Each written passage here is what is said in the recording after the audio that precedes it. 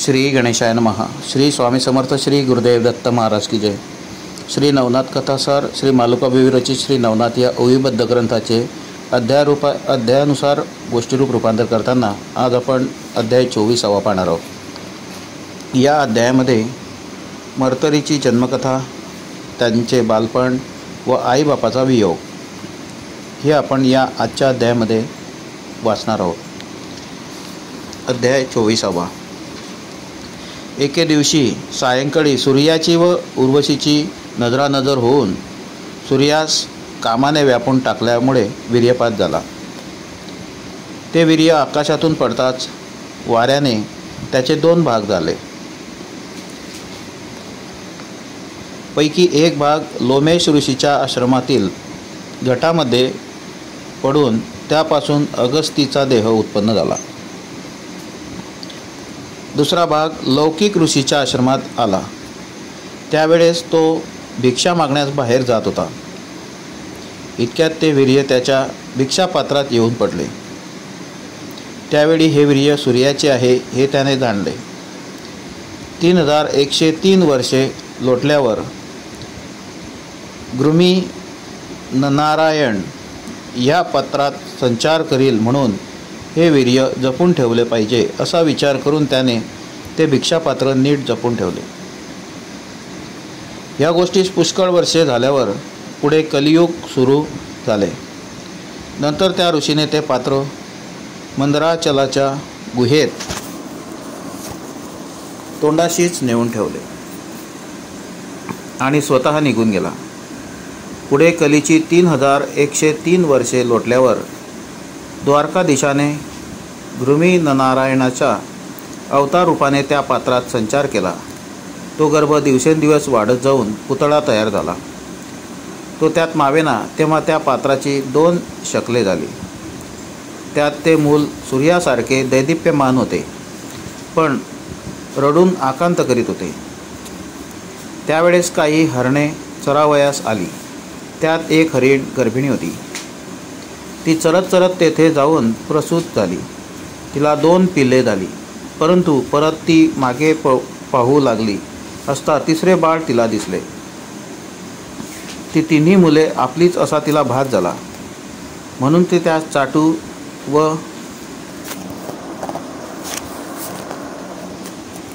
धुंकू लागली. ती 2 हरणे प्यावयास लागली, पण तिसऱ्यास प्यावयाचे कसे ते माहीत नव्हते, म्हणून ते टकमक पाहू लागले. तेव्हा तिने युक्तिप्रयुक्तीने स्तनपान करून त्या मुलाचे संरक्षण केले. पुढे काही दिवसांनी मूल रांगू लागले. 3 मुले एकाच ठिकाणी ठेवून ती चरावयास जात असे. तिचा सर्व जीव मुलांवर होता. ती घडोघडी होऊन त्यांना पाहून पुन्हा चरावयास जाई. याप्रमाणे 3 वर्षे गेली. मग तो हरणांमध्ये जाऊन झाडपाला खाऊ लागला. अशा रीतीने तिच्या संगतीत 5 वर्षे काढली.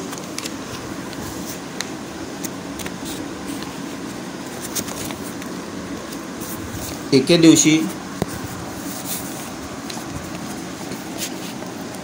दिवशी ती चौघे चरत चरत मार्गात आली असता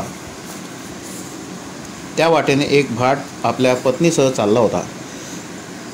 त्या भाटाने हे मूल पाहिलं. त्याचे नाव जयसिंह व पत्नीचे नाव रेणुका होते. ती उभयता एकमताने वागत असत.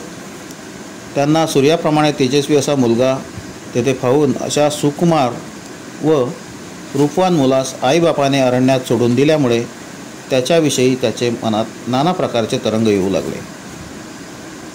जयसिंहास पाहून हरिण धावू लागली व तिच्या मागून मुलगाही जाऊ लागला. परंतु जयसिंहाने त्यास पकडले व त्याला, मुला भिवू नकोस, तुझे आईबाप कोण आहे ते सांग, म्हणजे मी तुला घरी नेऊन त्यांचे स्वाधीन करतो. परंतु ते रडून आकांत करू लागले.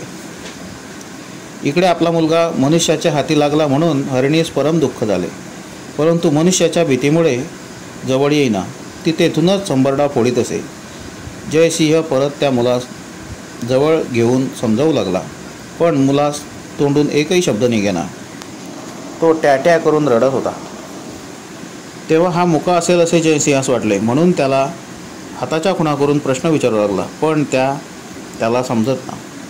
सरते शेवटी त्या मुलास आपले घरी नेण्याचा त्याने विचार केला. तो मुलगा ओरडून हरिणीस हाक मारितच होता व तीही पाठीमागून येत होती, पण मनुष्याच्या भीतीने ती जास्त जवळ येईना. त्यातील वर्म जयसिंहास कळेना. ते सर्वजण बरेच दूर गेले. तेव्हा हिचे पाडस रानात चुकले असेल म्हणून ती रडते आहे असा विचार करून तो मुलास घेऊन निघून गेला. तो त्याला घेऊन जात असता सायंकाळ झाल्यावर एका पदरहनी गावात वस्तीस राहिला. त्याने तो मुलगा आपल्या पत्नीच्या स्वाधीन केला. पुढे मुलास हळूहळू मागचा विसर पडत चालला. त्याला थोडे खाणे पिणे चालणे हे सर्व कळू लागले. अशा रीतीने तो भाट फिरत फिरत काशीस गेला. तिथे भागीरथीचे स्नान करून विश्वेश्वराचे दर्शन घेत असता पिंडीतून शब्द आला, यावे भरतरी. आपण अवतार घेतलात ते फार चांगले झाले. ते शंकराचे शब्द जयसिंहाने ऐकले. ते ऐकून हा अवतारी पुरुष असल्याचे त्याने ओळखले व आपल्या पूर्वपुण्याने तो आपणास लाभला म्हणून त्याला आनंद झाला. मग शिबिरात गेल्यावर त्याने हा सर्व प्रकार पत्नीस सांगून त्याचे भरतरी नाव ठेवून मुलाप्रमाणे पालन कर असे सांगून हा अलभ्य लाभ आपणास पूर्व सुकृत्याने झाला असे सांगितले.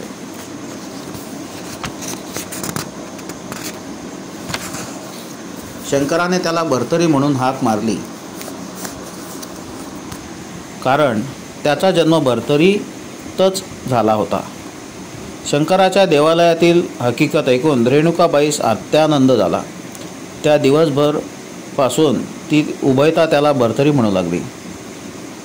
त्यातच ते निपुत्रिक असल्यामुळे त्याच्यावर त्याचे फार प्रेम जडले. ती त्याचे लालनपालन उत्तम प्रकारे करीत असे. त्यामुळे भरतरीस सुख वाटून तो त्याच्या मर्जीनुसार वागत असे. पुत्रप्राप्तीमुळे त्या दोघास आनंद झाला, पण ह्याच्या वियोगामुळे त्याचे खरोखरीचे आईवडील दुःखी झाले असतील, हे ह्याचा शोध करीत असतील व तो आपणाजवळ आहे असे समजताच ती त्याला घेऊन जातील ह्या विचाराने त्याला दारुण दुःख होत असे. मग ती नवरा बायको त्याच ठिकाणी राहून भिक्षा मागून आपला उदरनिर्वाह करू लागली. भरतरीस संपूर्ण राजयोग होता. गावातील मुले जमून त्याच्याबरोबर खेळत असता तो राजा होत असे व इतर आपले सेवक बनवीत असे. गोडदळ पायदळ मंत्री इत्यादी करून सर्वांना सजवीत असल्याने राजाच्या स्वारीत हुबेहूब थाट होत असे. जसा जसा योग असेल तशी तशी कृत्ये त्याकडून घडत.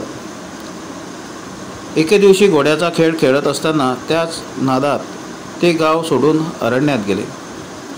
तेथे खेळताना त्याला लागून तो खाली पडला व बेशुद्ध आला. त्याने जेव्हा डोळे पांढरे केले तेव्हा मुले भिवून पडून गेली व हा आता मेला, भूत होऊन आपल्या बोकांडी बसेल व आपणास खाऊन टाकील असे म्हणू लागली. व तेथून भागीरथीच्या काठी हा भरतरी आपले मानगुटीस बसेल म्हणून प्रत्येकाने घराबाहेर न पडता आपल्या घरीच खेळावे असे ठरवून घरी परतली. इकडे भरतरी निचेष्ट होऊन पडला. त्याचे सर्वांग दगडाने ठेचल्यामुळे रक्तबंबाळ झाले होते. हा सर्व प्रकार सूर्याने पाहिल्यावर त्याला आपल्या मुलाची दया आली म्हणून त्याने भूतलावर येऊन त्याला प्रेमाने उचलून पोटाशी धरले. नंतर भागीरथीचे पाणी आणून त्याला पाजले व सावध केले. मग कृपादृष्टीने त्याच्याकडे पाहताच त्याचा देह पूर्ववत झाला. इतके झाल्यावर सूर्याने ब्राह्मणाचा वेश घेऊन त्याला घरी आणून पोचविले. येताना वाटेत पोरांनी पाहिले व भूत भूत म्हणून ओरडू लागली व घरी जाऊन लपून बसली. सूर्याने भरतरीस रेणुकेच्या स्वाधीन केले. दोघेही जण त्याची विचारपूस करू लागले. तो तेजस्वी ब्राह्मण पाहून तिने त्यास आसनावर बसविले व म्हटले, महाराज, तुम्ही प्रेमाने ह्या मुलास घेऊन आहात तेव्हा काहीही संशय मनात न आणता आपण कोण कुठून आलास वगैरे सांगावे.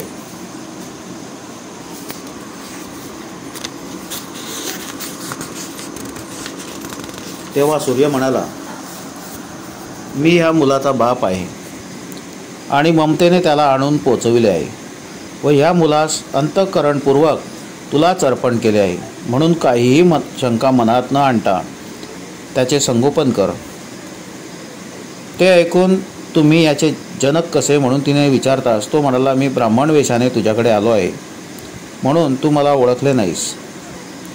असे म्हणून आपले नाव सांगून भर्तरीच्या जन्मापासून सर्व हकीकत तिला सविस्तरपणे सांगितली. शेवटी तो म्हणाला, हा मुलगा आपलाच आहे असे मानून निर्धास्तपणे तू याचे संगोपन कर. हा पुढे मोठी मोठी कृत्ये करून लौकिक प्राप्त करून घेईल. तुझे भाग्य उदयास आले म्हणूनच हा तुला सापडला असे सांगून सूर्य निघून गेला. यावेळेस जयसी जो घरी नव्हता तो येताच घडलेला वृत्तांत तिने त्याला सांगितला.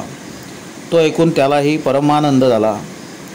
त्याचे सर्व संशय फिटले. मग त्याच्यावर पूर्ण प्रेम बसले. तो 16 वर्षाचा होईपर्यंत काशीत राहिला. पुढे त्याचे लग्न करावे या विचाराने तो आपल्या गावी जाण्यास निघाला.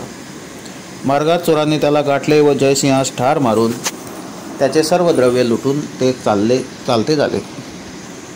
पतीचे दुःखासह होऊन रेणुकाई गतप्राण झाली. मग भर्तरीने उभयतांना अग्नी दिला. त्यामुळे तो निराश्रित झाला व शोकमग्न झाला. त्याला शोक आवरेना व कोणाचाच आधार नसल्याने तो विवंचनेत पडला. त्यावेळेस काही व्यापारी व्यापारासाठी त्याच मार्गाने जात होते. त्यांनी त्याला पाहून त्याच्याजवळ गेले व दया येऊन त्याला त्याची हकीकत विचारली. तेव्हा त्याने सर्व वृत्तांत सांगितला. मग त्यांनी त्याला उपदेश केला की नशिबात होते तसे झाले. आता तू रडून कपाळ फोडून घेतलेस तरीही ती परत येणार नाही. अशा प्रकारे त्यांची पुष्कळ समजूत घालून ते त्याला आपल्याबरोबर घेऊन गेले. ते त्यास अन्न वस्त्र देत व तोही त्यांचे काम करीत असे. काही दिवस गेल्यावर व्यापार यांच्या सहवासाने त्याला आपल्या दुःखाचा थोडा थोडा विसर पडू लागला. पुढे काही दिवसांनी ते अवंती नगरीत येऊन पोहोचले. अशा प्रकारे आज आपण श्री नवनाथ कथासार श्री मालुका विविरचित श्री नवनाथ या ओवीबद्ध ग्रंथाचे अध्यायानुसार गोष्टीरूप रूपांतर करताना आज आपण अध्याय 24 वाचला.